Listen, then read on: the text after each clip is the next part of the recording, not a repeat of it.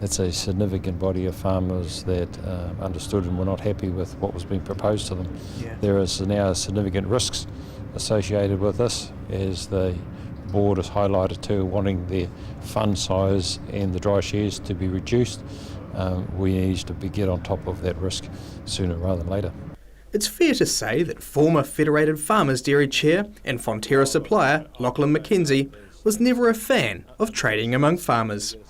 He had recoined TAF, terrible arguments Fonterra, and after the result was announced that TAF had succeeded, he wasn't impressed. The board and the representative council need to change their behaviour to make sure that they get farmers on side.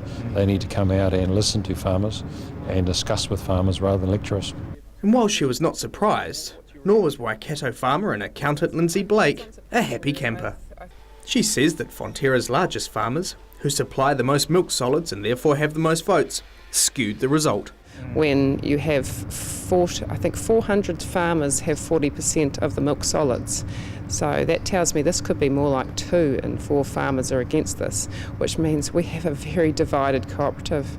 This is, fundamentally against what a cooperative needs to be sustainable, is to have, to go forward together, to be collectively responsible. And this is not collectively responsible. In fact, I would advocate that this is, morally wrong. Lindsay Blake says Fonterra's constitution rules that the co-op needs 75% support to make structural changes, and that TAF fell short. This has not delivered a 75% requirement. In fact, more than 1 in 3 farmers are against this. It's clear that some shareholders are deeply unhappy. But Fonterra chairman Sir Henry van der Heyden says robust debate is healthy for Fonterra. He says it's the cooperative way.